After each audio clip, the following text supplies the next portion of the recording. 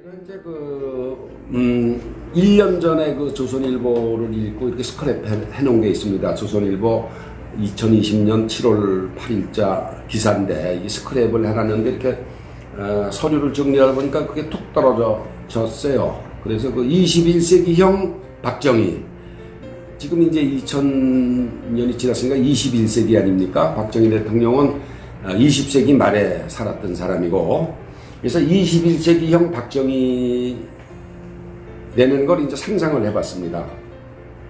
이게 이제 1년 전 그 조선일보에 제가 스크랩 해놓은 종인데 이게 버릴까 하다가 내용이 하도 재미있어서 오늘 좀 풀어보겠습니다. 1963년 박정희 대통령이 독일을 갔습니다. 그때 이제 간호사도 가 있고 광부도 가 있고, 독일을 방문했을 때 아우토반, 그 독일의 그 히틀러가 깔아놓은 고속도로를 이제 아우토반이라고 그러죠. 아우토반을 달리면서 160km로 달리면서 우리도 이 고속도로를 놔야 되겠다, 그런 결심을 했다고 그럽니다. 1964년에 당시 한국의 국민소득이 100불인데, 그러고 4년 후에 공사를 시작해서 29개월 만에 3년도 안 걸려서 428km 경부고속도로를 완공을 했습니다. 1977년에 완공을 했습니다. 1977년이면 제가 사회에 나와서 7년을 되던 때인데, 그때 이제 경부고속도로가 뚫렸다는 얘기를 제가 이제 들은 기억이 납니다. 근데 그때 420km를 뚫었는데 공사비가 420억, 당시 1년 예산에 24%를 투입을 했습니다. 이렇게 빨리 29개월 만에 420km에 걸쳐서 고속도로를 놓을 수 있었던 데에는 인부들이 24시간 하루 3교대씩 투입이 돼서 공사를 했기 때문에 그렇습니다. 건설비 단가가 1km당 1억, 당시 일본이 고속도로를 뚫는데 1km당 5억이 들었습니다. 일본 고속도로의 20% 수준으로 고속도로를 놨습니다. 이로써 이제 서울에서 부산까지 차를 몰고 가면은 15시간 걸리던 게 4시간 30분으로 줄었습니다. 고속도로를 타면은 3분의 1밖에 안 걸린 거죠.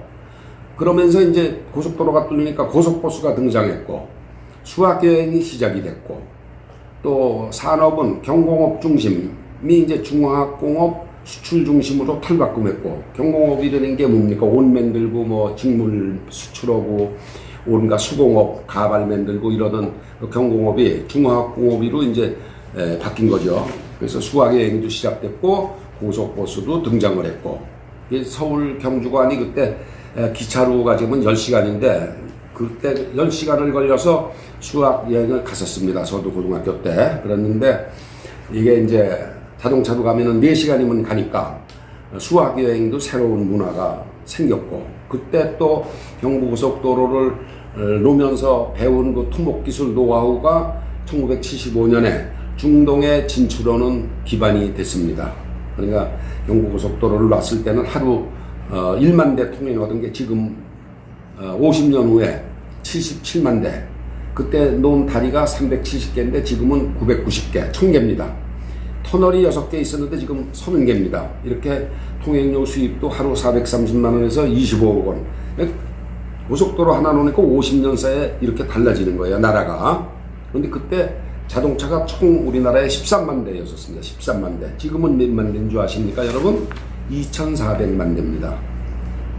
무려 200배 자동차가 많아졌습니다.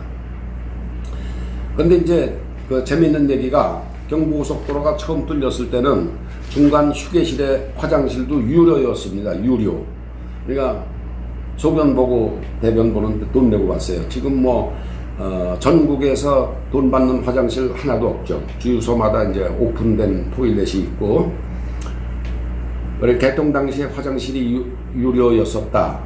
재미있는 기억입니다. 그런데 이제 건설을 할 때, 고속도로를 건설할 때 서울대 상대 교수가 전부 다 성명서를 발표했습니다. 뭐라고 했느냐?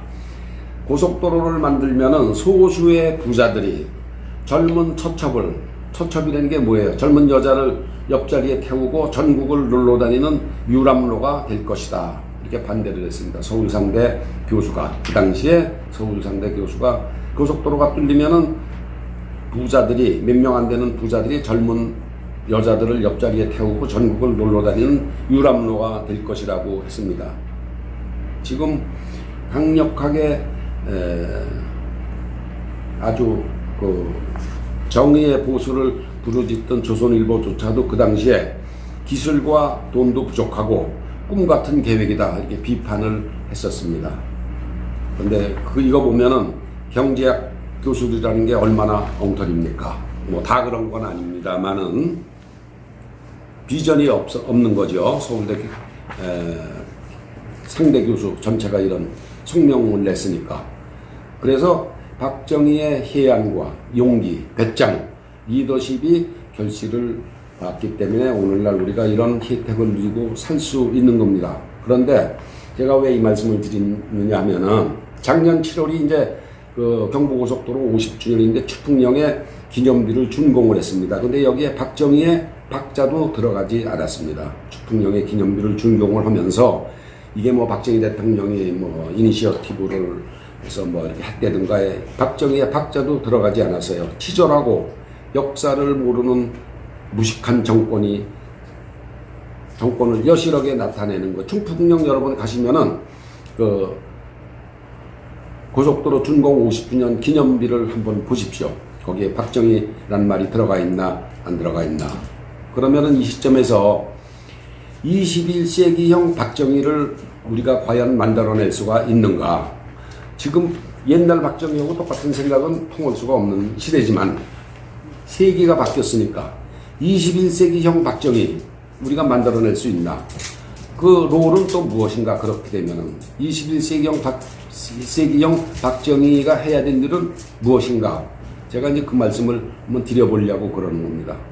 21세기형 박정희는 법치 확립이 첫째입니다. 법치 확립. 무너진 법을 정비하고 법에 의한 정치를 해야 돼. 법치 확립. 둘째는 자유시장 경제를 활성화해서 민간 주도의 경제 체제를 확산해야 됩니다. 정부가 지금 쥐고 흔들고 집값 30번이나 뭐 올려 지금 아주 엉망진창 개판을 만들어 놨어요. 전국을.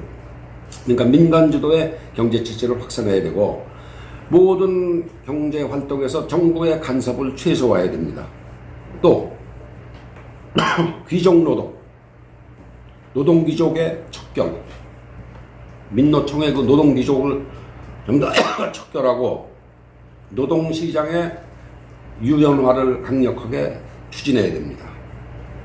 또 대통령이 생색을 내고 국민 편가르기 하는 생색내기 대통령, 국민 편가르기 대통령을 퇴출하고 그렇지 않은 대통령으로 갈아야 됩니다. 이 기회에 대학이 자율적으로 인재 양성에 나설 수 있는 제도와 환경을 보장해 줘야 됩니다. 대학이 자율적으로 인재 양성에 나설 수 있는 제도와 환경 보장을 해야 됩니다. 예를 들어서 연세대학교, 고려대학교 같은 사립학교에 연간 약 230억을 보조해 준다고 해서 학생 정원을 제한하거나 뭐 그 쓸데없는 간섭을 하면 안 되는 거죠.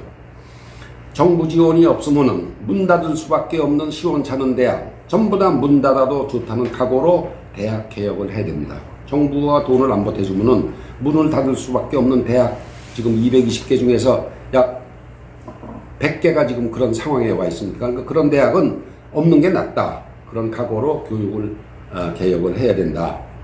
그리고 또 젊은이들에게 과과목의 해외로 눈 돌릴 수 있는 교육 환경도 조성을 해줄 필요가 있습니다. 대학 졸업하면 좀 국내에서 뭐 우물딱조물딱 취직해서 먹고 살려고 그러지 말고 능력이 있으면은 과감하게 해외에 나가서 취직해서 해외에 나가서 활동할 수 있는 그런 환경도 정부가 만들어 줘야 됩니다.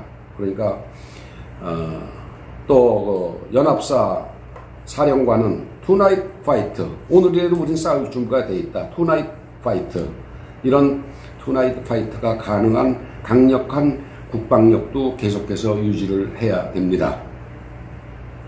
겁먹고 사드 배치 시비 거는 중국에 겁먹고 또 F-35A 뭐 도입하지 마라, 한미융합하지 말라, 이런데 눈치 보다가 무능한 죽창든 핫바지 군대 만들지 말고 오늘 밤이라도 싸울 수 있는 그런 강력한 국방력을 유지를 해야 됩니다. 김정은하고 중공과는 타협이 없다는 인권에 관한 한, 우리 안보에 관한 한은 김정은 중국 공산당과는 타협할 수 없다는 원칙 확고하게 세워놓고 그 원칙에 입각한 외교를 해야 됩니다. 오늘은 제가 목소리가 커졌습니다만 박정희 대통령 21세기의 새로운 박정희 상, 어떤 사람이 어떤 정책이 새로운 21세기의 박정희로 들어서야 되나, 고속도로 준공 50주년 작년에 50주년인데 그 기사를 제가 스컵에 해놨던 조선일보 기사를 보고 말씀을 드렸습니다. 감사합니다.